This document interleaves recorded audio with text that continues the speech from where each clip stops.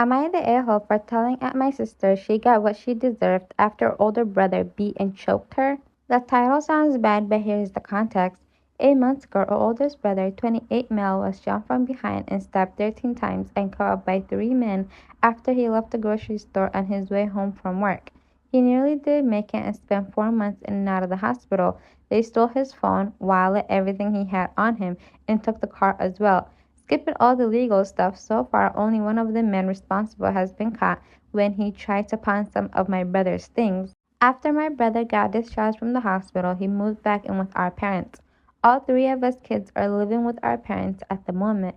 My sister is 20 female, I'm 21 male, and obviously my brother is 28 male. Due to what happened to my brother, developed PTSD and has been diagnosed with PTSD. It was so bad that he couldn't allow anyone to walk behind him at all. He didn't even want to leave the house. I have to say that my brother is doing very well, or was doing well up until my idiot sister. He's going to therapy, no problem taking his meds, and like I said, he has been doing very well to the point that he doesn't completely freak out when someone is behind him, and he has been able to leave the house. Although he still completely avoids grocery stores at the moment and sometimes still hyperventilates if we have to stop somewhere at night, but he's working on it and is getting better. I have to give it up to his therapist. The lady is amazing. She has even helped the family and his girlfriend understand better and giving us the knowledge and tools to assist my brother better. This is what happened. A little more than a week ago, my brother came home around 8 p.m. after visiting his girlfriend. My idiot sister thought it would be a good idea to hide behind the front door in the dark and jump on my brother from behind when he entered the house. I didn't witness everything and I have pieced everything together from what I did see and what I was told. My brother freaked out and slammed my sister against the wall, choking her, and punched her repeatedly.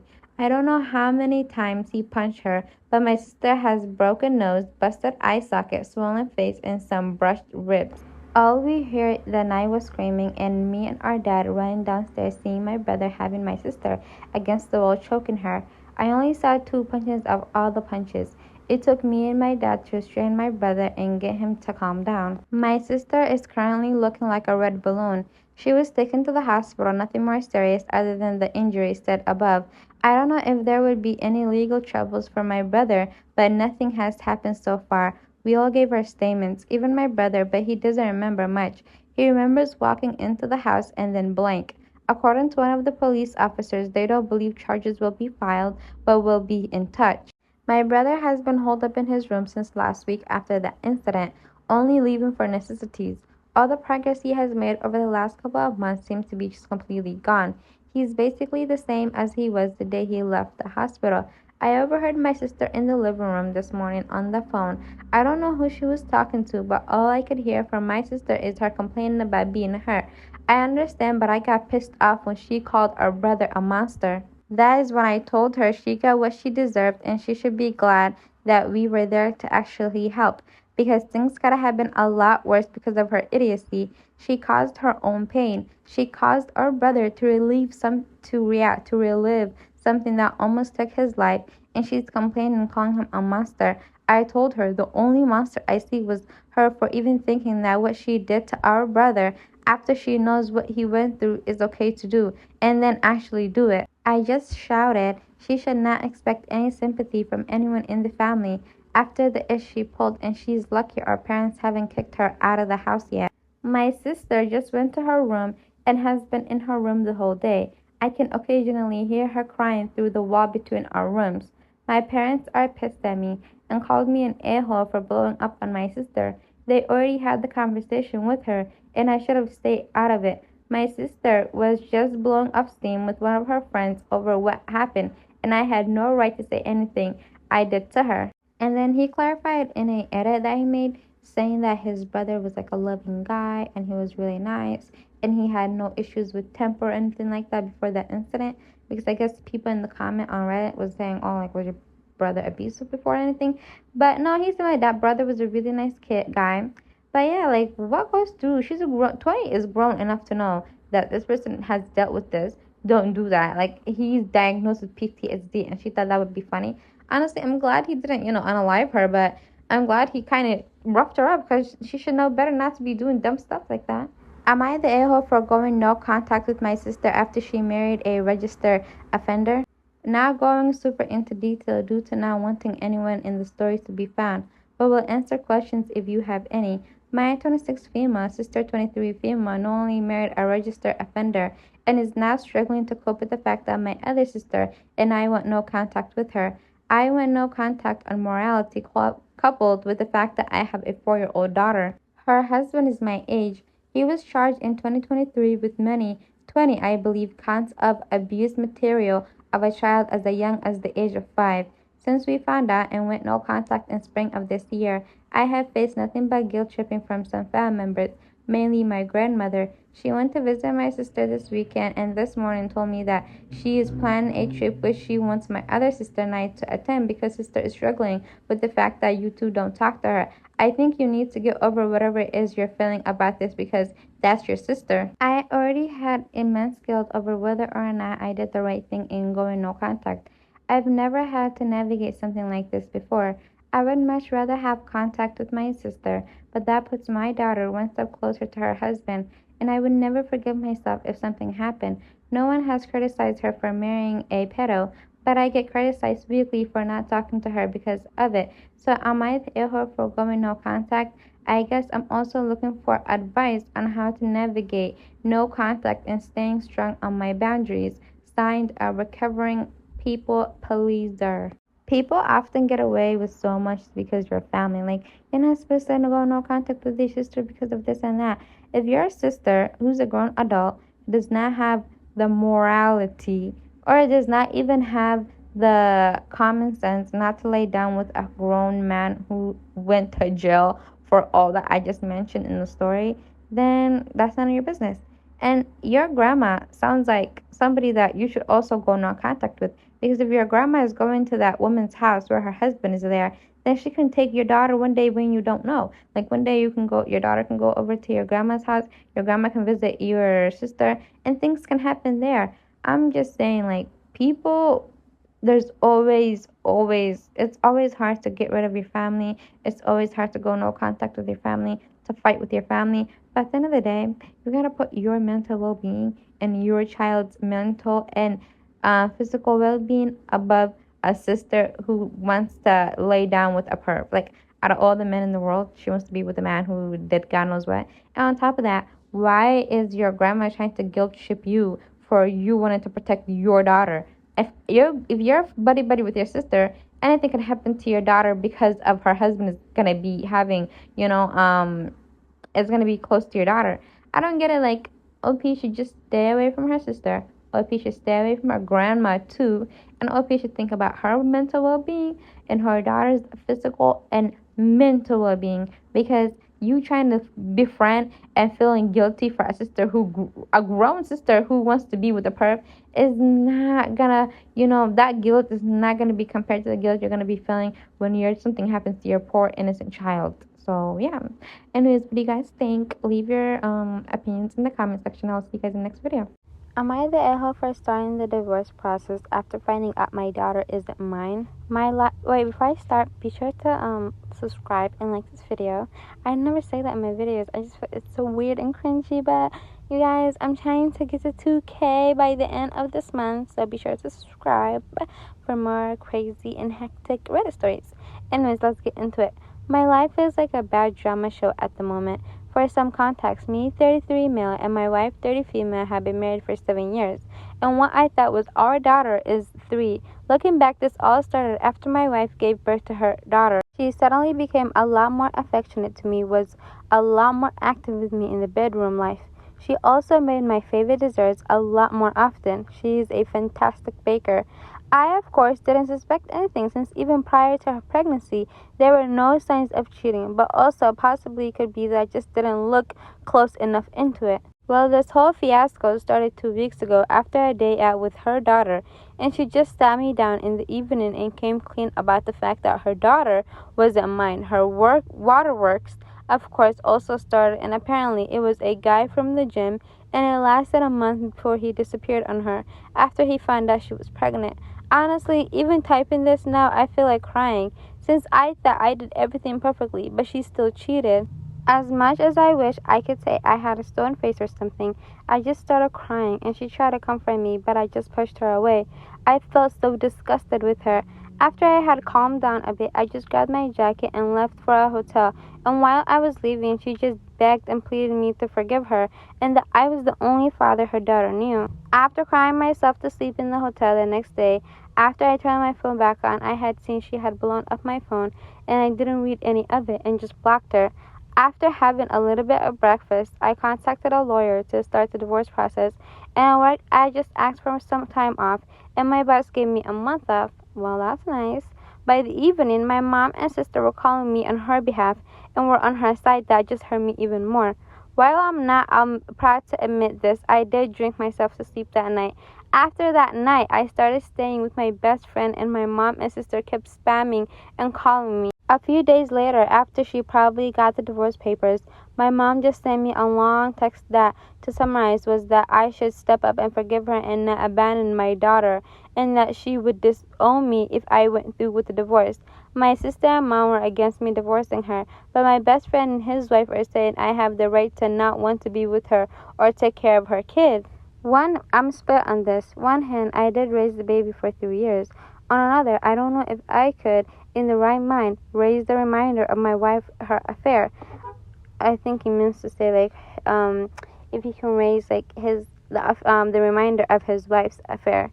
Clearly, OP is very upset, so there's a lot of misspelling and whatnot, and me leaving out some words, but it's okay. Poor guy just got cheated on. Edit 1. To put some context, my sister is infertile, so I think that's also partly why my mom doesn't want me to continue the divorce since she would lose her grandchild.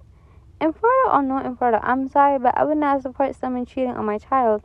At the end of the day, to get cheated on is one thing, but to have a baby, to raise that baby for 3 years, and then for you to come to for someone to come and tell you that, oh, this child whom you think is your daughter isn't even your daughter. It's the affair baby of your wife's cheating. That would just devastate me. Am I the a-hole for pressing charges on my daughter's teacher? School just started and we're already having problems with everyone. My daughter's school has problems with fixing. The school called me 27 female because my daughter wanted to talk to me.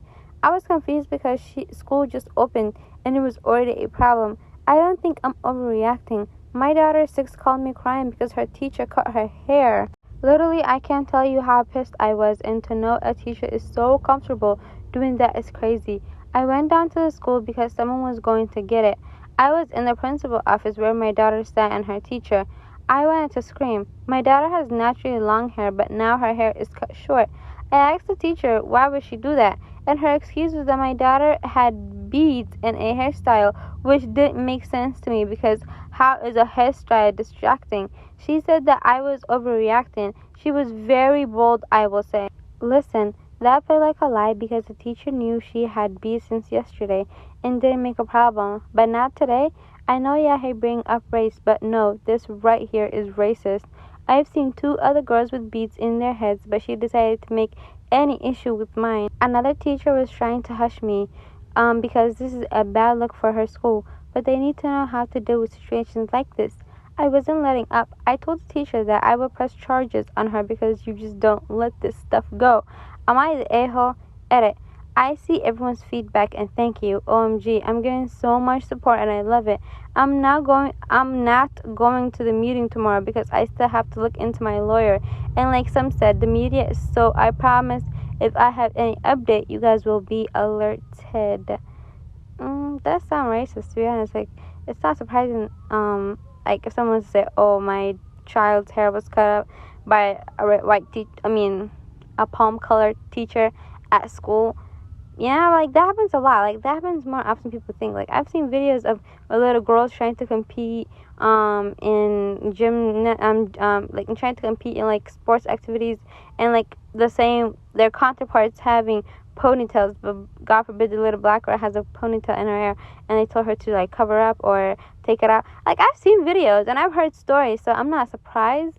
But to cut someone's child's hair unprovoked, why would you do that? Even if the child's hairstyle is distracting, you call the student's parent. You don't put your hand on a student ever, ever, ever, ever. Like, what is, like, sometimes these people are just being hired for the sake of, I swear, teachers are having an epidemic where they're just hiring any and everybody. No. Am I the a-hole for being mad at my husband for his behavior after I got an IUD inserted? Okay, so this happened last week, and honestly, I'm still kind of holding a grudge over it and need to know if I am being too dramatic. So, me and my husband, female 24, 5 and male 31, have been married for only about 6 months. Prior to getting married, like when we were dating and such, I was on the pill. Due to stress during the wedding planning and some other health things, I stopped taking it and we were strictly using condoms. My husband complained about this, and honestly, I could understand. We chanced it a few times, especially during the honeymoon, but obviously that is not safe, nor do we want kids right now, so I was like, I'm gonna get back on the pill. My husband, for some reason, got it in his head that he wanted me to have an IUD. I don't know why he was so adamant on this, but he said it like 10 times before my appointment, in which I was just going to get back on the pill. Eventually, he asked me enough time to think about it, and that forced me to Google it and consider it. The only problem is, it's technically a procedure, and I'm horrible with medical stuff, doctors, and pain. My blood pressure is high just sitting in the waiting room, and I cannot take pain. I broke my foot last year, and my husband said it was the most dramatic he's ever seen someone with a broken bone, lol. But still, I considered it for him. So I talked to my doctor about the IUD, and she told me it's a good birth control option if I wanted to do it. I told her honestly that I'm not good with pain or doctors, which she knows. I've been seeing her since I was a teenager, but she was very kind about it. We talked a lot at the appointment, and I was comfortable to come back for it. She told me the whole ordeal. She gives me meds to take 1 or 2 hours before. She personally gives her patients a local med to reduce pain, and then she doesn't suggest driving yourself home. She also told me to expect cramping for a few hours after, but she said in her opinion, if you're able to fall asleep at home, you can sleep through the worst of it. She really assured me, so I went through with it. So day of, I do everything I'm supposed to do. Before me and my husband left, I set myself up a nap area in our living room where I like to lay. I had my water, heating pad, the message she suggested, I can't speak, even a snack, all of it set it all up. I put my PJs on the bed in our bedroom. I was really trying to make myself calm, lol. I went and got the IUD and it went well. It wasn't bad at all. When I came out, my husband was there looking very impatient. We left and he was huffing and puffing the whole time about how long it took. I was like, okay, buddy, whatever. When we got home, I walked in ready to get in my PJs and nap, and literally everything I had set up for myself was put away. My PJs in the dirty laundry room, water poured out in the sink, meds put back in the mess of a medicine cabinet, snack thrown away. He even folded up my blanket and put it away. I was so aggravated with him and he didn't even help me. He apologized and said he thought I left it all out from the night before. I didn't even know he left while I was in the appointment. I thought he was waiting there the whole time for me, but no, he went home just to touch all my stuff. It made me so mad, I think she said. I just got it all back out and took my nap. Again, he didn't even help, just said, oh, sorry. Then, like an hour later, right in the prime of the cramping, he literally wakes me up to ask me why I wanted for dinner. I was livid. I cannot get back to sleep in that pain anymore, even though, like my doctor said, I probably would have slept through it. I ended up snapping and yelling at him to leave me alone, to which he responded by giving me the okay, stop being crazy look. And then he proceeded to order dinner from a place I don't like. That excuse was, oh, well, I thought you weren't gonna eat because you were so mad and yelled. Like, oh my god. I'm still literally holding a grudge about all this, mostly because I felt like he didn't take into account my discomfort or pain when he literally is the one who begged me to go through with it. I know that he didn't technically do anything wrong. He tried to claim because he thought it was a mess I left out from the night before, and he tried to order dinner because he knew I wouldn't make it, but did it in the worst way possible. So am I the a-hole for being mad? Honestly, this woman seems delusional, like a lot of women, about their man. But all I'm gonna say is never have a child that you don't want for someone's sake, and never go through a medical procedure for someone else's sake. those two never work and they always backfire.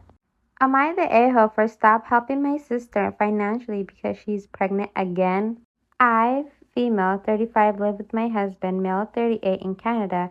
We've tried for a baby for many years, but after spending so much money on IVF and enduring the emotional roller coaster of miscarriages, we decided to live a child free and enjoy our lives. We both went to great universities and have great jobs. My younger sister got pregnant at 15 and then again with twins at 17. The kid's father and her broke up when the twins were 2. She then met another guy and had 2 babies over 3 years. It was an abusive relationship, so she ended it. Now she's with her. I can't talk today. Now she's with her current boyfriend, who had 2 kids, and they decided to have 2 more. I've always felt bad for my nieces and nephews, so I buy them gifts, clothes, school supplies, and help my sister financially every month. My parents provide her with full-time care as well. She just announced she's pregnant again. I told her that I'm done supporting her because I can't be responsible for her decisions for the rest of my life. Both she and my family are calling me heartless for deciding to cut the financial support. My sister said, when you're old and in some nursing home, who's going to visit you? No one.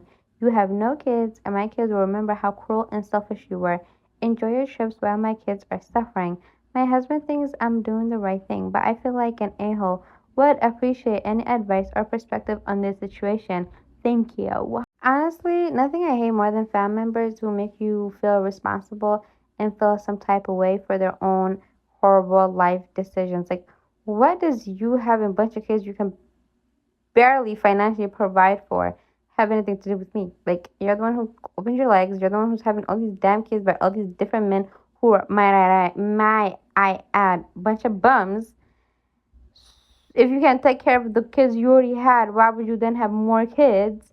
Like, people just have kids, do God knows what, and they think that everybody's supposed to be responsible for their actions of their own consequences.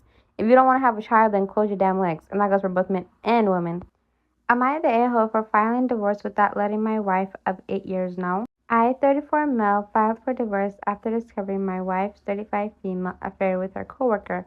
We have been married for 8 years and together for 12. She has been acting cold towards me since last March. There were other suspicious things too. After some detective work, snooping actually, I came to learn that she had been having an affair with her coworker. It was first emotional, then it became physical. I didn't confront her, and she just kept acting like everything is okay. We had protected intimacy, continued our day nights and activities during that time. I was collecting evidence and working with my attorney to complete the filing behind the scenes and financial things.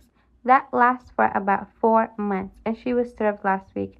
I closed our mutual credit cards, took my half from our joint account, and was completely prepared while she wasn't. My full STD test also came clear. She broke down and tried talking to me, but I acted as if I am indifferent. In reality, I've been crying secretly. Some nights since I discovered her affair, and it hurts. I'll see it to the end. I talked about it with few friends, and some of them told me I should have at least let her know I was filing for divorce, so she could be what? I can't talk. So she could be prepared. Was what I did wrong? I don't think it was in the wrong at all. You know, he didn't. I mean, if he was preparing to take stuff that belonged to her, it would be one thing. But he was just trying to get emotionally over this while he was still in the relationship. He was just getting things, move along. He didn't do anything wrong. Personally, if I was to find out that my man was cheating on me, I would have done the same exact thing.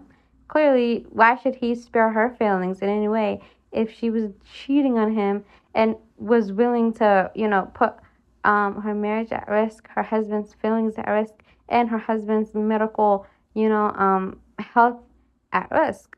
Because when you're cheating on people, it's not only emotionally that you're breaking the person, you're also putting someone's entire health at risk just because you want some couple of minutes of pleasure. That's why I think that cheating should be a crime. Anybody who cheats should go to jail, serve a sentence, like a year or two, or even 3 or 4, just to make it harder. Am I the a-hole to divorce my husband and leave him with the kid after finding out I'm not biologically the mom? I can't believe my life has come to this. All I ever do is go out of my way to help others, but on the few occasions I need help, nobody ever comes through for me. I, 36 female, have been with my husband, 35 male, for a total of almost 10 years, married for 7. We had what I thought was my child by surrogate over 2 years ago because after 4 years of trying to conceive with no success despite medical interventions, it turns out I am unable to carry a child to term. I had always wanted to be a mom. Devastated is an understatement regarding how I felt when I found out I had a medical condition that would make it nearly impossible to carry a baby to term. It was even more upsetting when I had to get a major surgery to remove uterine growths with the hope to increase fertility, and complications during surgery warranted a partial hysterectomy involving removal of my uterus only. I still had my ovaries, so we started looking into the cost of a surrogate. It is really expensive. My close friend since college, who already had 2 kids of her own, offered to serve as a surrogate for us to cut down on costs. After 2 disappointing IVF sessions that did not result in pregnancy, she became pregnant on the third try and carried a boy to term for us.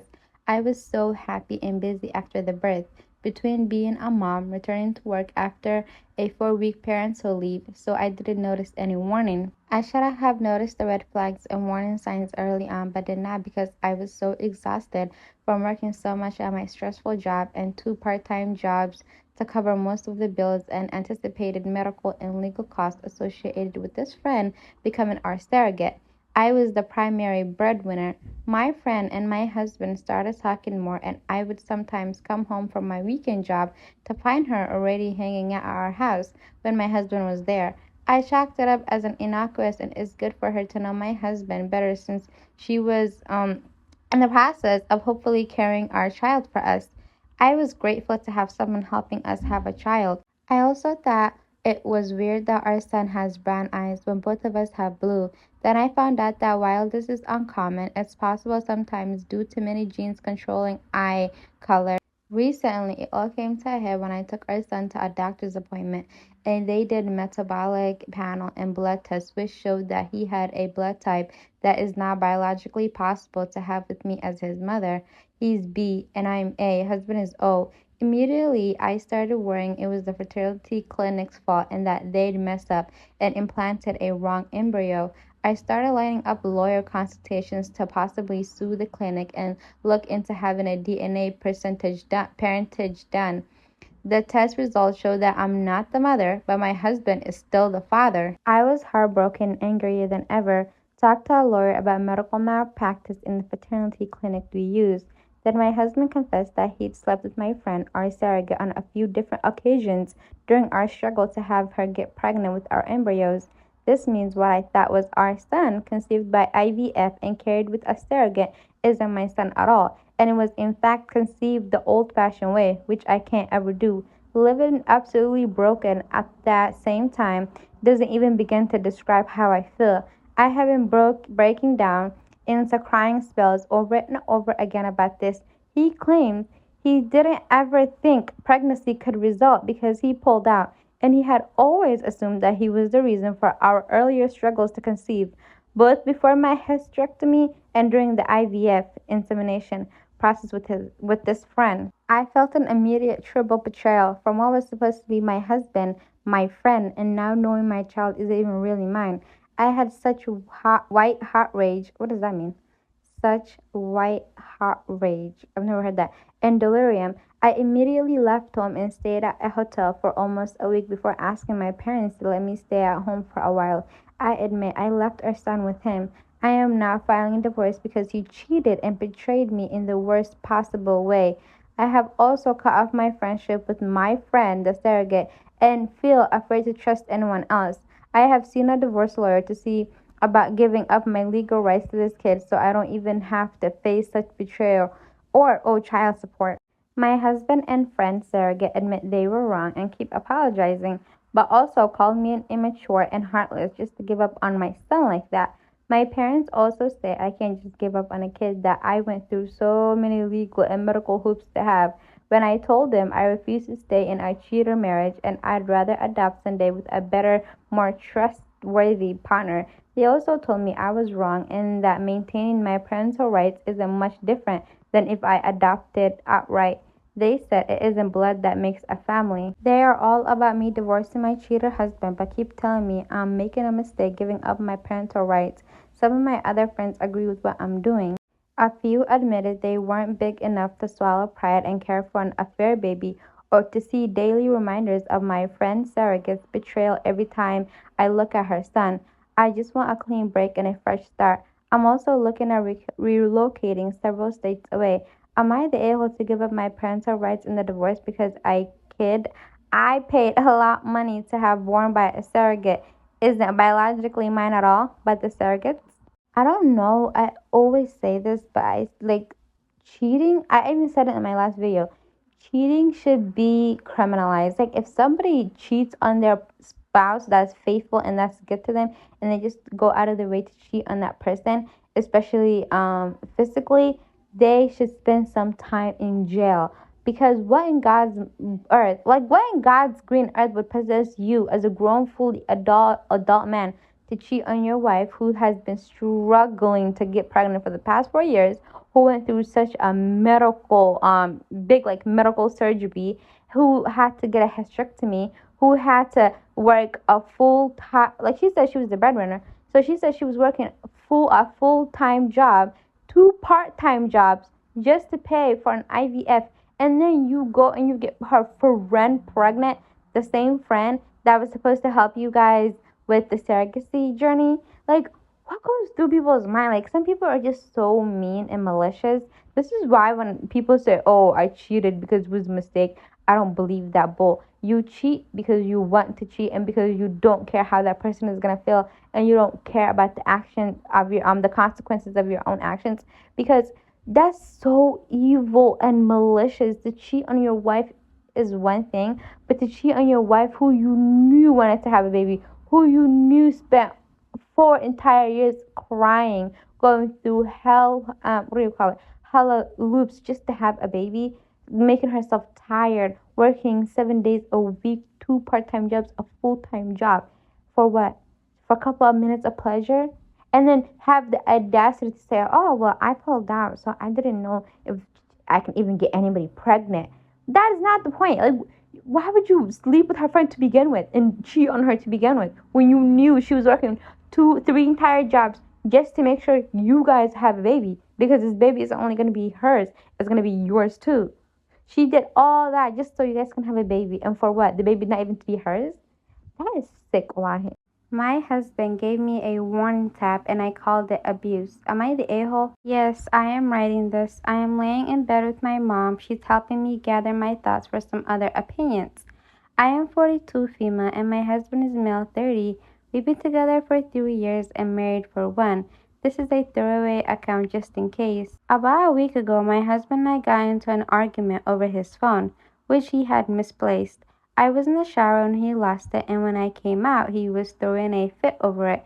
He was like, "Where did you put it? Have you seen it?" Angrily yelling and snapping. I said I hadn't touched it and I need to get dressed. My husband was standing in the doorway looking behind the door so I couldn't open it. I said, "Hello, move please."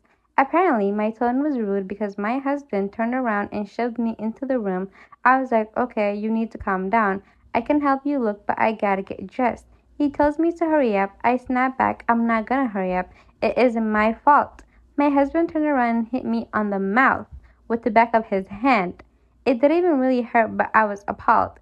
He called it a warning tap because of my attitude. I left. I called my mom and came over. I haven't left. My brother took me over the next day to get a few things. My husband asked me if all this really was necessary, and I said, "Yeah, it is when you abuse your wife." He was so stricken that I called it abuse. He screamed at me for it.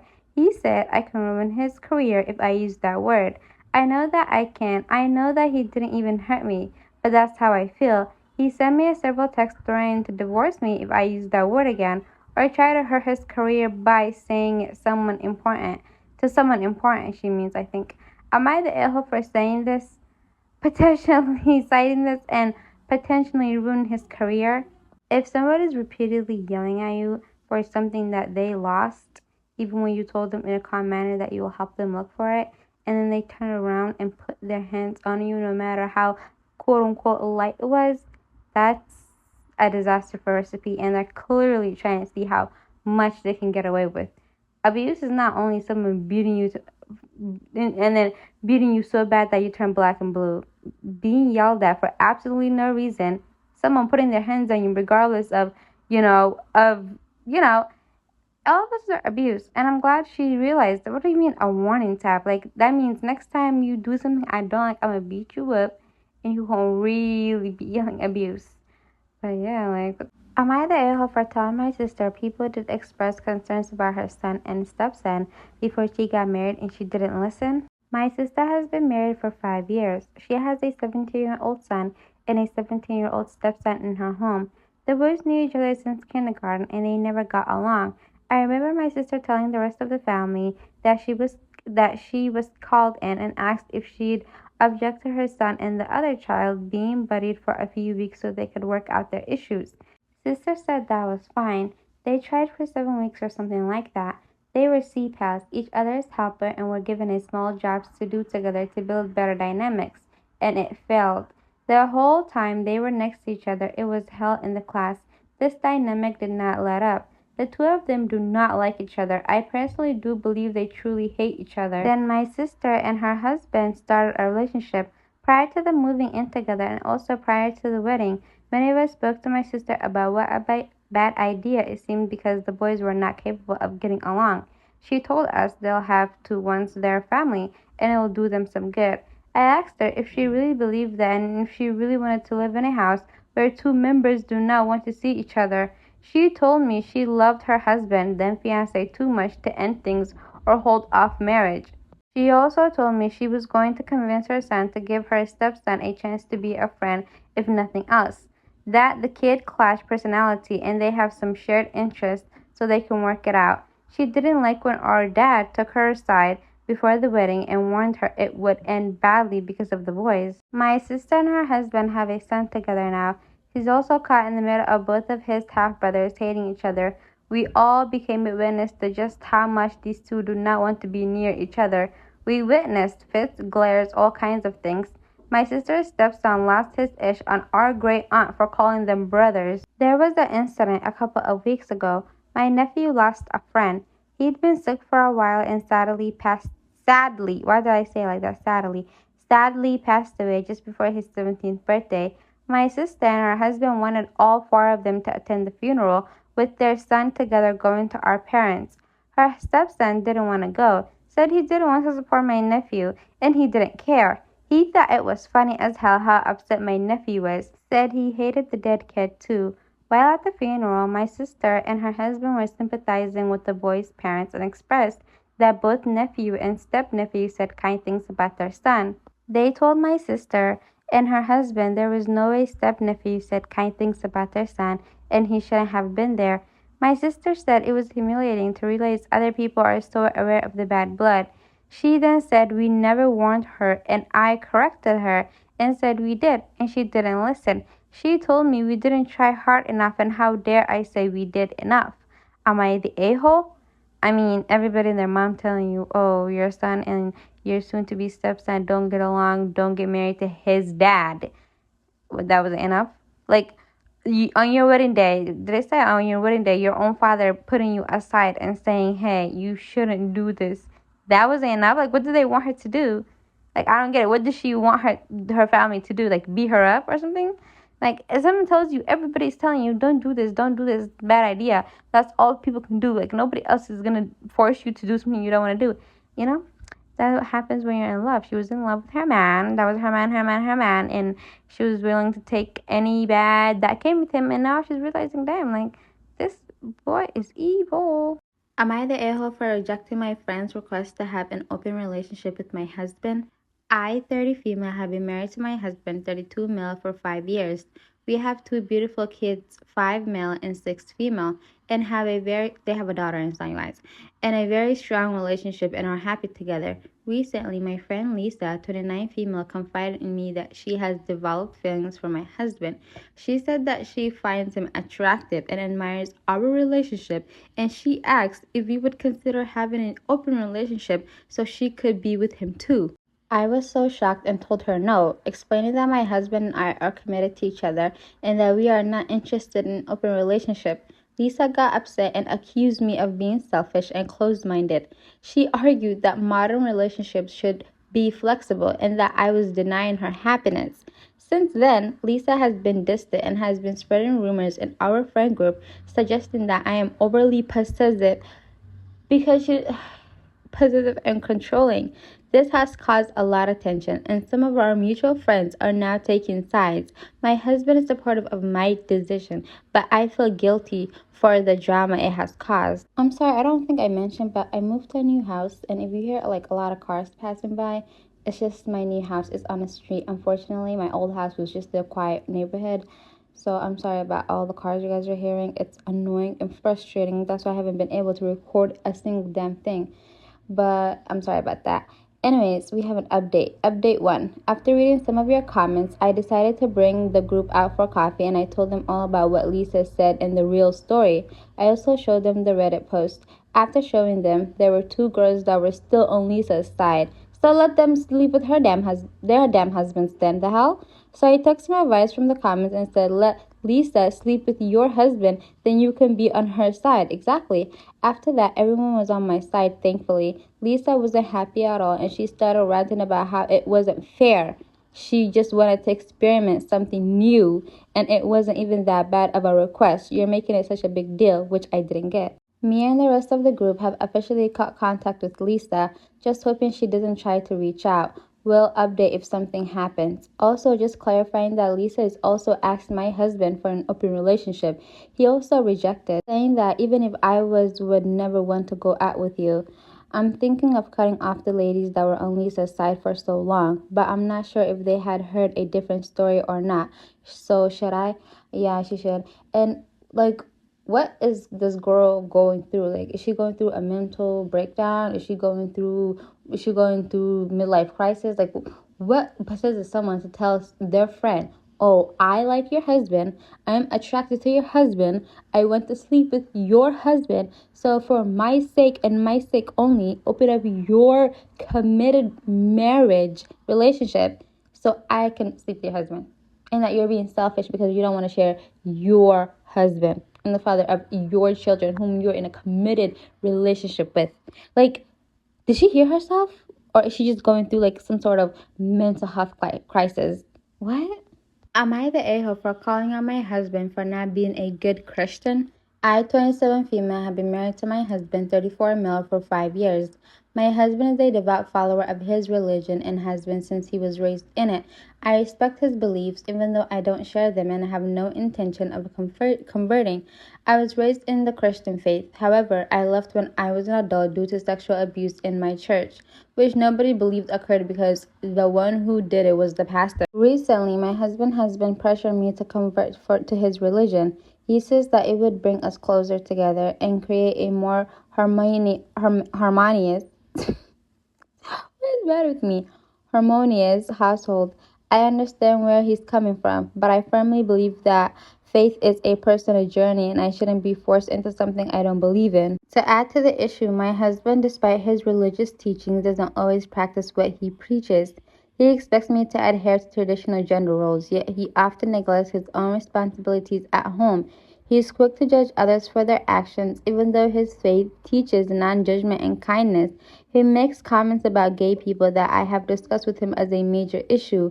This hypocrisy has been bothering me for a while. Last night, during another discussion about my potential conversion, I finally snapped. I told him that if he wants me to consider converting, he needs to get a better example by actually living according to his religion's values.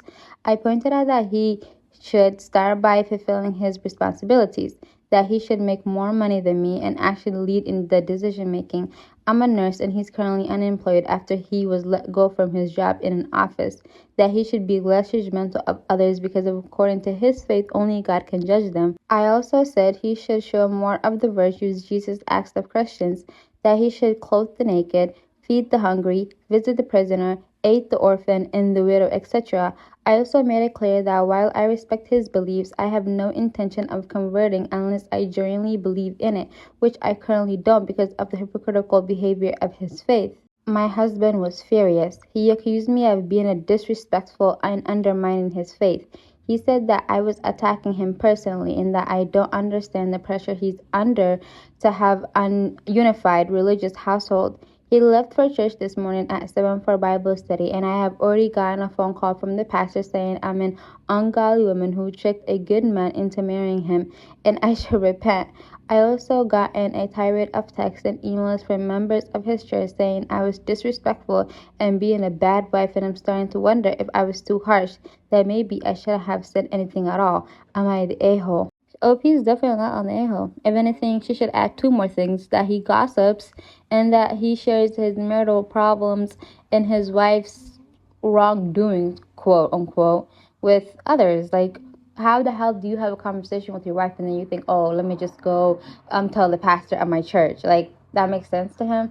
And on top of that, like, I never really understand people who marry people from like different cultures, different ethnicities, races, or religions, and they expect that person to adhere to their cultural beliefs or their religious beliefs. Like, if you want someone to be a Muslim and you want your household to be a Muslim household, then marry a person who's a Muslim to begin with. If you want someone to be Christian and you want your faith, like your faith to be practiced within your household, and that's what you want your future children to be practicing, then marry somebody who's a Christian. Like, you will see people marry like somebody from like the opposite like culture of their like a different culture, and they're like, I want to make this food from my culture, and I want to do this food, and I want to teach my kids my language, but my wife or my husband don't. Like, you do know that things like this can be solved. Like, you don't have to marry the first person you see. You don't have to marry someone just because you love them.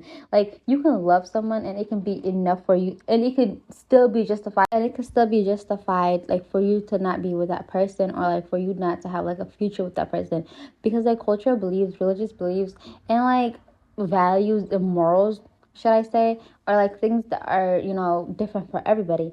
So obviously, if you want in your household, like OP's husband is saying, to be of a certain, like, to practice and to follow certain values, guidelines, and morals, then maybe you should marry someone who matches those values, guidelines, morals, and whatnot. Like, I don't understand being with somebody who does not share something with you, or especially something as big as religion and a culture, and then you expect someone just to do whatever you want them to do because you guys are married. Like, people treat marriage like a trap, man. Like, oh, because we're married now, I have to do whatever you want. Like, oh, we're married because now I have to do X, Y, and Z. Like, no, I don't have to do anything. Do what you marry people that you actually like and actually share things with, common interest with, and then you won't have this issue. And OP is definitely not the a-hole.